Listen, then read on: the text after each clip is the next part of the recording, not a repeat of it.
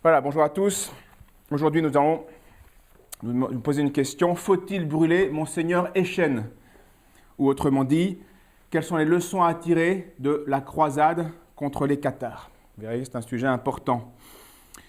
Pourquoi je me suis intéressé à ce sujet-là? Parce que le 16 octobre 2016, dans l'église de Montségur, l'évêque de Pamiers, donc Monseigneur Jean-Marc Echen, a prononcé une demande de pardon, c'est à la mode, pour la participation des catholiques d'Ariège à des actes, dit-il, contraires à l'Évangile. Donc il a fait une repentance de la croisade contre les Albigeois et plus précisément contre le bûcher de Montségur. Alors que faut-il en penser et en quoi cela est important aujourd'hui? Vous pourriez dire, c'est anecdotique, c'est très vieux. Vous verrez, les leçons qu'on va en tirer sont très actuelles. Donc la croisade entreprise contre les Albigeois, vous le savez, c'est au XIIIe siècle, au commencement, et c'est un des faits, c'est vrai, les plus importants de l'histoire religieuse du Moyen-Âge, de la chrétienté à cette époque.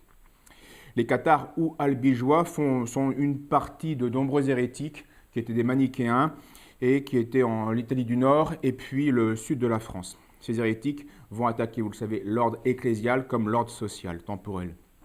L'Église va appeler à une croisade sur le midi de la France, on va voir comment et pourquoi. Et c'est sous donc sa responsabilité que les croisés vont diriger l'expédition. Puis une fois la victoire acquise, c'est encore l'Église qui va en assurer les fruits par diverses mesures. Donc l'Église est vraiment partie prenante, elle est pleinement responsable de cette action. Non pas de chaque action individuelle, mais de la croisade. Et ça va être l'occasion d'un établissement plus fort de l'Inquisition, on va voir pourquoi et comment. Donc la grande question, c'est est-ce que les catholiques aujourd'hui peuvent être fiers de cette page de l'histoire ou doivent-ils, comme le voudrait Monseigneur Echen, l'évêque de Pamiers, en avoir honte et demander pardon à des cathares qui n'existent plus? Telle est la question. Avant toute chose, et donc même avant de commencer à pleurer sur des prétendues victimes, en tout cas pleurer sur des morts, il convient de savoir ce qu'ils faisaient de leurs vivants, ces morts. Ça pourra nous aider dans le jugement. Et donc, avant de répondre aux questions que nous avons posées, eh bien, il est nécessaire de connaître d'abord la doctrine et les agissements des cathares, ce sera notre première partie. Ensuite, on va voir dans le détail certains faits historiques de cette fameuse croisade contre les Albigeois, ce sera la deuxième partie. Et seulement enfin, dans une troisième partie, nous pourrons savoir si, oui ou non, Monseigneur Jean-Marc Echen est digne du bûcher lui-même. Première partie, donc, la doctrine des cathares. L'hérésie cathare, à la différence de celles qui l'ont précédée, n'est pas une simple interprétation erronée du dogme chrétien. Ce serait déjà grave, mais c'est bien plus que cela. C'est un système complet de morale religieuse et d'idées politiques, avec une vision manichéenne. Donc pour les cathares, la création est le fruit de deux principes éternels. Le bien, l'esprit, le mal, le corps. L'âme et le corps sont donc deux irréconciliables ennemis, comme le jour et la nuit, comme le bien et le mal, comme Dieu et Satan.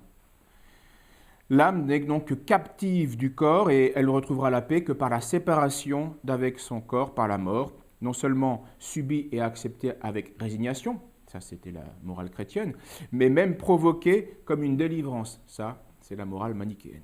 Donc c'est le suicide qui est une conséquence de leur principe et qui est même le grand devoir de leur vie. C'est comme ça. Chez les cathares, donc, on appelait aussi les prétendus parfaits, eh bien, on pouvait se faire ouvrir les veines ou on pouvait prendre des potions empoisonnées, voilà. Mais le suicide le plus connu, la forme de suicide le plus connu était l'endurat. C'était en fait une euthanasie par un jeûne intégral et absolu. Les documents de l'Inquisition nous montrent quand même qu'avec des dépositions qu'on a de cathares, nous poussent à conclure quand même que les docteurs cathares, tout en proclamant la beauté du suicide, eh bien, ne prêchaient quasiment pas son usage. Donc c'était plus de l'idéalisme. Mais il y en a eu. Pour eux, Jésus n'est pas l'envoyé de Dieu, n'est pas Dieu, mais l'envoyé de Dieu. Jésus n'est donc ni Dieu incarné, parce que c'est le corps, c'est le mal, c'est Satan, c'est irréconciliable, mais ni il a été réellement mort, puisqu'il n'y avait pas de corps. Donc Dieu ne se serait pas abaissé à s'incarner dans une chair impure, fruit de Satan. Il n'était donc qu'un envoyé de Dieu destiné à montrer aux hommes la voie du salut. Et remarquez-le, il y a des liens de ressemblance avec l'hérésie musulmane. C'est pour cette raison donc, que les cathares refusent notamment le symbole de la croix. Ça aussi, c'est propre aux musulmans. Pour des soi-disant chrétiens, refuser la croix, c'est déjà un signe. Selon eux, tous seront sauvés après plusieurs réincarnations, abandonnant son corps à Satan et donnant son âme à Dieu. Et ça aussi, donc c'est très moderne, cette irresponsabilité grâce à l'incarnation. Notre vie, ce n'est pas un choix absolu et définitif, mais on a des vies de rechange. Et ça pousse à l'irresponsabilité. Ils rejetaient le baptême d'eau à cause de la matière, c'est Satan. Et ils ne pratiquaient qu'un seul sacrement, c'était le consolamentum. C'était une forme de baptême-ordination, puisque les hommes et les femmes l'ayant reçu constituaient le clergé cathare. On imposait, alors ça consistait, ce baptême très particulier, on imposait l'évangile de Saint Jean sur la tête du croyant et on invoquait l'Esprit en récitant le Notre Père. Voilà. On s'engageait à ne pas mentir, à ne pas tuer, à ne pas avoir de rapport charnel, car ça c'est aussi Satan. Le croyant, donc, qui devenait un parfait, eh bien, devenait parfait s'il avait cessé toute relation avec son épouse. Il fallait donc aussi suivre une liste stricte d'interdits alimentaires, parce que c'était surtout l'origine du mal, les animaux, etc. Et le jeûne était assez fréquent. Donc cette hérésie manichéenne est très répandue, je vous l'ai dit, en France, au sud et au nord de l'Italie, entre le XIIe et le XIIIe siècle. Ils s'appellent cathares, c'est-à-dire les purs, ils sont parfaits, c'était le nom qu'ils se donnaient. On les appelait aussi les bons hommes, les parfaites, les parfaits, les bonnes dames, les bons chrétiens. L'hérésie cathare a touché l'ensemble du comté de Toulouse, qui s'étendait à l'époque de l'ouest à Agen jusqu'à Béziers à l'est et au nord de Albi jusqu'au sud les Pyrénées. D'où le nom aussi des cathares, les Albigeois, parce que c'était la région d'Albi. Selon un médiéviste, Jean-Louis Biget, le comté de Toulouse n'aurait en réalité compté que 2 à 5% de croyants cathares à la fin du XIIe.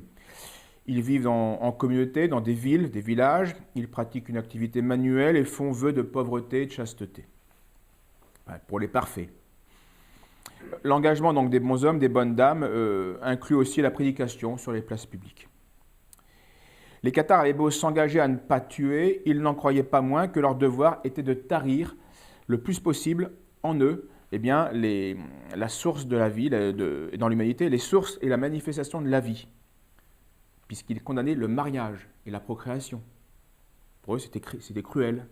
Donc, ils condamnaient aussi la famille, établie, stable. Et remarquez cela, peu importe les raisons d'un système erroné qui est mis en place par les hommes, c'est la conclusion de ce système qui est la plus importante. Et c'est ça qui est voulu par le diable. Peu importe le chemin, lui, il veut la conclusion. Détruire l'œuvre et la création de Dieu. Et peu importe qu'on y arrive par une voie pessimiste et religieuse comme chez les cathares, ou par une voie laïciste et indifférente comme chez les modernes. Mais remarquez bien, on arrive au même résultat, c'est on empêche la procréation, on détruit la famille, bref, on détruit la création de Dieu. Et on peut le dire, Simone Veil ou le planning familial, c'est des cathares modernes. Alors pas pour les mêmes raisons, mais pour le même résultat.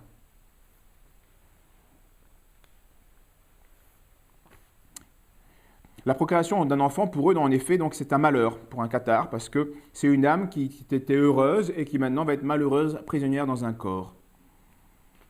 Tout ça pour avoir satisfait sa passion avec une femme. On a fait descendre un esprit dans le royaume de Satan. C'est leur vision des choses, évidemment, fausse. Et qui va demander un effort constant de réincarnation et de purification du corps, etc. Bon. Donc les albigeois ne faisaient aucune différence essentielle entre la débauche et le mariage. Pire, mais logique, ils vont affirmer que le mariage n'était à leurs yeux que la législation de la débauche, la légalisation de la débauche. Donc l'inversion est complète. Le mariage, disait-il, c'est un concubinage légal. C'est vraiment révolutionnaire et destructeur.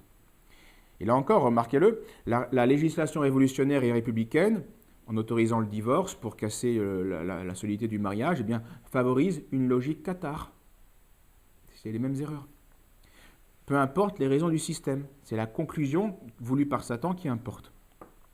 L'inquisiteur Bernard Guy, assez connu, résumait ainsi la doctrine des cathares sur le mariage.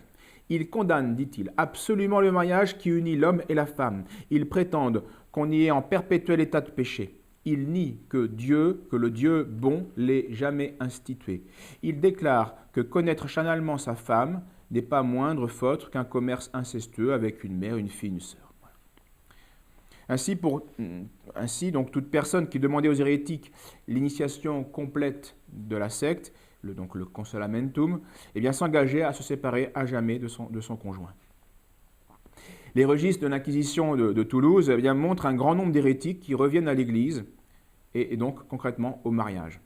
Et remarquez-le, Saint Dominique, qui va recevoir l'abjuration d'une cathare, Arnald Frémiac, eh bien, il lui impose une pénitence quousque duciret maritum, jusqu'à ce qu'elle soit unie à un mari. C'est-à-dire, c'était pour lui la condition pour être certain de sa conversion définitive. Si elle se marie, c'est qu'elle n'est plus cathare, donc sa pénitence cesse. Puisque ces hérétiques donc, déclaraient que le concubinage, donc, qui était un lien passager, était préférable au mariage, ce qui est un lien stable, eh bien, ils montraient aussi malheureusement une grande condescendance pour tous les désordres charnels. Pour eux, la débauche, c'est pas plus grave, c'est moins grave. Donc, on est condescendant. Les parfaits qui faisaient eux-mêmes profession de chasteté perpétuelle, eh bien, admettaient dans leur société les concubines des croyants, ceux qui n'étaient pas parfaits mais qui adhéraient au cathare. Et donc, ils les faisaient même participer à leur rite sacré. Les conséquences antisociales donc, de pareilles doctrines sont nombreuses, vous le comprenez.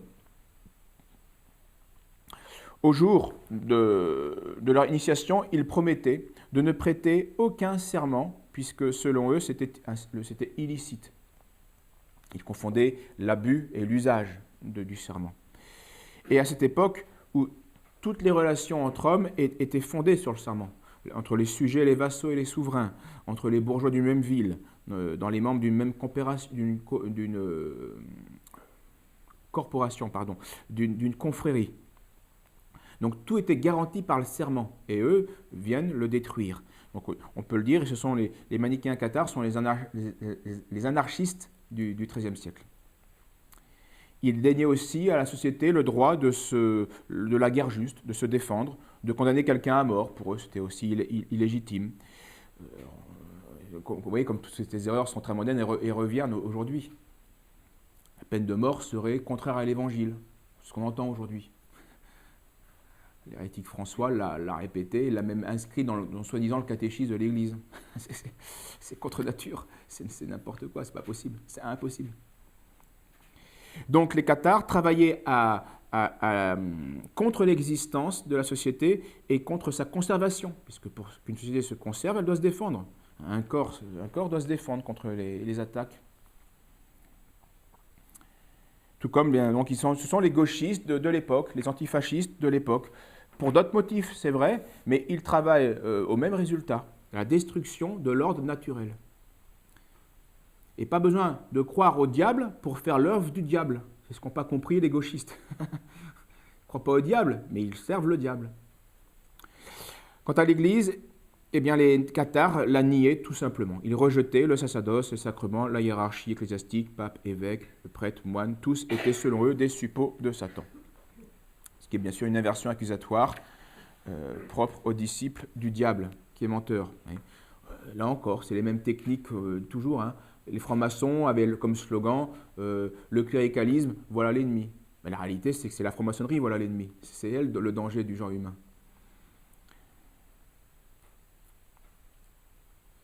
Alors l'hérésie cathare est la plus connue des hérésies manichéennes de cette époque, mais ce n'était pas la seule, je vous l'ai dit. On peut citer l'hérésie des pauvres de Lyon, ou on appelait aussi les Vaudois, c'était avant, en 1150. Celle d'un breton, Eudes de Stella, appelé Éon, qui marchait à la tête de bandes fanatiques et qui mettait à sac les églises, les monastères, dans le midi de la France en particulier. Et celle dans le midi de la France de Pierre de Bruy, qui faisait lui aussi brûler les croix, qui appelait à la révolte contre les seigneurs ecclésiastiques, etc. Alors face à ces dévastations causées par la propagation de ces prédications hérétiques, eh bien la population chrétienne, les princes, les prélats, s'en inquiétèrent, ils vont se défendre. Philippe Auguste fait périr par les armes près de 7000 de ces bandits hérétiques, qui avaient mis à sac les églises, profané les espèces consacrées et fait mourir des prêtres. L'évêque de Limoges fait marcher des milices pour se défendre et qui vont massacrer 2000 de ces brigands, un peu plus tard, en 1177. On appelait ces bandes armées des routiers, parce qu'ils étaient par les routes, et qui semaient donc la terreur au gré de leur déplacement. La situation était tellement préoccupante que le comte de Toulouse, donc Raymond V, attention, il y en aura plusieurs, il y aura Raymond VI et Raymond VII dans l'histoire des Albigeois. Donc là, on est à Raymond V. De Saint-Gilles, eh bien, va adresser au chapitre de Cluny, la grande abbaye de l'époque, un appel désespéré contre l'hérésie qui ravage son comté. Il supplie aussi son suzerain, Louis VII, le père de Philippe Auguste, d'intervenir à la tête d'une armée dans son pays qui est infectée par l'hérésie. Voici ce qu'il dit. Les églises sont abandonnées et tombent en ruine. Comme le glaive spirituel est absolument impuissant, c'est-à-dire que l'Église n'arrive pas à régler le problème. Comme le glaive spirituel est absolument impuissant, il est nécessaire d'employer le matériel, c'est-à-dire le glaive temporel, la force. C'est pourquoi j'insiste auprès du roi de France pour l'engager à venir sur les lieux, persuadé que sa présence pourra contribuer pour beaucoup à déraciner l'hérésie, et donc les conséquences, les morts. Mais tous les princes du Midi ne raisonnaient pas comme Raymond V. Plusieurs même ne craignent pas de faire appel, au contraire, à ces routiers pour leurs intérêts personnels et contre l'Église. Retenons deux personnages qu'on va retrouver. Raymond Roger, le comte de Foix, à l'époque de la croisade. Lui, n'hésite pas à utiliser ses routiers contre l'évêque de Pamiers, contre le père abbé aussi. Il va même assiéger la cathédrale pour obtenir ses fins et piller l'église. Et puis il y a Gaston de Béarn, qui lui aussi, avec les routiers, saccage les églises et persécute les membres du clergé. Et il ira jusqu'à profaner la cathédrale de Oloron-Sainte-Marie. Donc face à ces troubles anarchiques provoqués par ces doctrines antisociales et hérétiques, eh bien Alexandre III, c'est là que ça va commencer, eh bien, au troisième concile de Latran, en 1179, donc on est 2 ans après toutes ces dates importantes, eh bien, va abandonner la tolérance envers l'hérésie pour commencer à mettre en place un système de répression, de défense. Alors les mesures qui furent édictées visent avant tout les hérétiques et non contents de professer des opinions hétérodoxes, eh bien, sont violents et révoltés. Le pape vise donc tous ces hérétiques de l'époque, les cathares, il cite, les patharins, les publicains, répandus en Gascogne et dans l'Albigeois, les aragonais, les cottereaux, c'est un autre nom pour les routiers, qui exercent des ravages dans le pays. Donc Alexandre III ordonne contre ces hérétiques une croisade pour y remédier. Donc on est en 1179, mais cette croisade va prendre vraiment forme que 20 ans, que 30 ans plus tard, on va voir pourquoi. Rapidement, cette croisade des Albigeois, donc 30 ans plus tard, va être victorieuse. Il y aura donc les hérétiques vont être bannis, on les appelait les fédis, ça veut dire qu'ils avaient été déchus de leur siège, que leurs biens étaient confisqués. Ils étaient, à moins qu'ils fassent une sincère abjuration. S'ils se soumettaient à la pénitence canonique, alors ils obtenaient du légat ou de ses représentants eh bien, des rémissions, comme celle que saint Dominique pouvait délivrer. À ses débuts, notons-le, de cette croisade et donc de l'Inquisition, le rôle d'inquisiteur était surtout exercé par des légats cisterciens et pas dominicains, puisque l'ordre n'existait pas. Quand saint Dominique va agir en tant qu'inquisiteur, il le fera par délégation des cisterciens, car ce sont eux qui, au début, ont cette mission. Mais vaincue par les armes, l'hérésie albigeoise, eh bien, elle va se dissimuler et elle va se transformer en société secrète. Au lieu d'être publique, elle va être disséminée et secrète, donc beaucoup plus difficile à réprimer. C'est pour ça que l'Inquisition va prendre une nouvelle ampleur à cause de ce phénomène cathare, après la victoire de la croisade. Et c'est là que Innocent III eh bien, va renouveler l'Inquisition mise en place par Alexandre III, mais il va vraiment la codifier et puis la rendre efficace, la rendre plus rigoureuse. Et ceci se passe en 1215. Donc il ordonnait aux évêques non seulement de faire arrêter, de bannir les hérétiques manifestes, mais encore d'inspecter, Inquisition, de rechercher personnellement ou par des délégués dans les diocèses, eh bien, les hérétiques et de les signaler. Cette recherche, donc cette inquisition des hérétiques, est une affaire importante, compliquée, dans un pays qui a été la proie du catharisme. Ce n'est que 10 ans après la croisade, en 1228, que le comte de Toulouse, Raymond VII, donc le petit-fils de Raymond V, va enfin négocier une paix avec Blanche de Castille et Louis IX, Saint-Louis. Paix qui sera définitive à Paris un an après. Et donc ce comte de Toulouse promettait au cardinal diacre, Romain de Saint-Ange, qui était donc le légat du pape de l'époque, eh bien de combattre de toutes ses forces les hérétiques, les parfaits comme les croyants, leurs partisans, et quiconque leur donnerait asile, et donc de les chasser de ces terres. Un an après a lieu le concile de Toulouse, qui serait important pour l'Inquisition, toujours en même présence de Raymond VII et du cardinal légat, et de nombreux seigneurs de France et de nombreux archevêques, Narbonne, Bordeaux, Auch. Et on va y décider justement une inquisition générale de l'hérésie, des hérétiques, dans toutes les paroisses. Les adhérents, comme leurs hôtes, pouvaient être immédiatement punis. Si les seigneurs devaient aussi chercher les hérétiques, et le seigneur qui donnait asile à des hérétiques, eh bien, pouvait être dépouillé de tous ses biens et remis au jugement de son suzerain. Un règlement, donc toujours au concile de Toulouse, on voit un grand accord entre le pouvoir temporel et spirituel. Un règlement va stipuler comment il fallait traiter les hérétiques qui se convertissaient de leur plein gré. Et au contraire, comment il fallait gérer les hérétiques qui se convertissaient, mais par la contrainte. C'est moins fiable, c'est même pas fiable du tout. Ou comment il fallait gérer les malades qui étaient suspects d'hérésie. Donc il y a toute une procédure qui est mise en place. Étaient déclarés suspects aussi, non seulement ceux qui avaient part active au cathare, bien sûr, mais encore ceux qui ne se confessaient ou ne communiaient que 3 fois par an. Donc aux grandes fêtes, Noël, Pâques, Pentecôte. Cette absence de vie sacramentelle était une suspicion d'hérésie, pas normal. L'article 8 de ce concile stipulait que nul ne pouvait être condamné par le pouvoir civil comme hérétique, avant de l'avoir été par le pouvoir ecclésiastique. Ça évitera des abus. Est hérétique celui que l'Église a vraiment jugé hérétique. Raymond VII donna ces règlements force de loi dans ces terres, en 1932, et en 1933, Grégoire IX demande aux prières des dominicains, aux provinciales, pour Provence-Languedoc, eh bien, de désigner des religieux. Et c'est là que les dominicains vont commencer à être vraiment les premiers dans l'Inquisition. Vous voyez, mais on est 40 ans après, et 50 ans après, les premières inquisitions faites par les légats cisterciens. On fera ensuite de même en Aragon, même époque, 1232, le pape invite l'archevêque de Tarragone et puis ses suffragants eh bien, à faire une inquisition générale.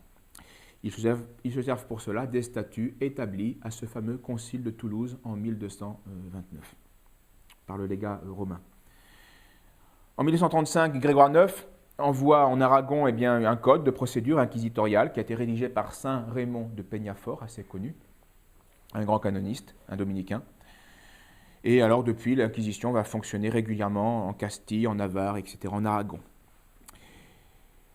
Le saint roi Saint Ferdinand, eh bien, fera marquer au fer rouge les cathares qu'il trouvait dans ces villes, d'une manière de les isoler. Et à ce propos, remarquons tout de suite, on n'y reviendra pas, que la torture n'est apparue qu'au XIVe siècle. Donc parler de la torture à cette époque-là, c'est un anachronisme, ça n'existe pas. Et elle se limitera, même plus tard, à un très petit nombre de cas. C'est historiquement établi, même si la doctrine, la propagande dit le contraire. Et pour la simple et bonne raison qu'on a de nombreux témoignages d'inquisiteurs qui n'ont pas confiance en la torture. Ils savent très bien que ça ne vaut rien et qu'on peut faire avouer n'importe quoi et à n'importe qui. Donc, c'est utilisé dans des cas très précis. Ce n'est pas fiable. Donc les inquisiteurs ne la pratiquent pas. facilement. Ensuite, une dernière remarque quant à l'expression « les emmurés hein, ». Quand on fait... Ce qui m'a fait aussi un peu travailler le sujet, c'est que j'ai pas mal visité des églises ou des lieux, et on voit aujourd'hui la République remet en place toute une doctrine, toute une éloge du monde cathare pour justement ostraciser et puis humilier la doctrine catholique, l'agir catholique. Et donc on voit ici et là, un peu partout, des légendes qui sont complètement de la propagande pure et simple. Donc on parle des emmurés. Emmuré, ça veut dire emprisonné, tout simplement. Ça ne veut pas dire que vous êtes dans une cellule rikiki et que vous ne voyez pas l'air du jour. Non, c'est-à-dire en prison. Donc aujourd'hui aussi, on emmure des gens. Il n'y a rien d'extraordinaire en ce sens-là. Et les emmurés de l'époque avaient des droits de visite, avaient des sorties pour maladie possibles et même des libertés sous caution. Ça existait aussi. Un historien, et nous conclurons ainsi notre première partie, un historien pourtant tout à fait opposé à l'Inquisition catholique, M. Léa, a eu l'honnêteté en tout cas d'écrire dans ses travaux ceci. Si le catharisme était devenu dominant ou même seulement l'égal du catholicisme, eh bien, il n'est pas douteux que son influence n'eût été désastreuse, socialement, démographiquement, etc. Donc voilà pour aujourd'hui.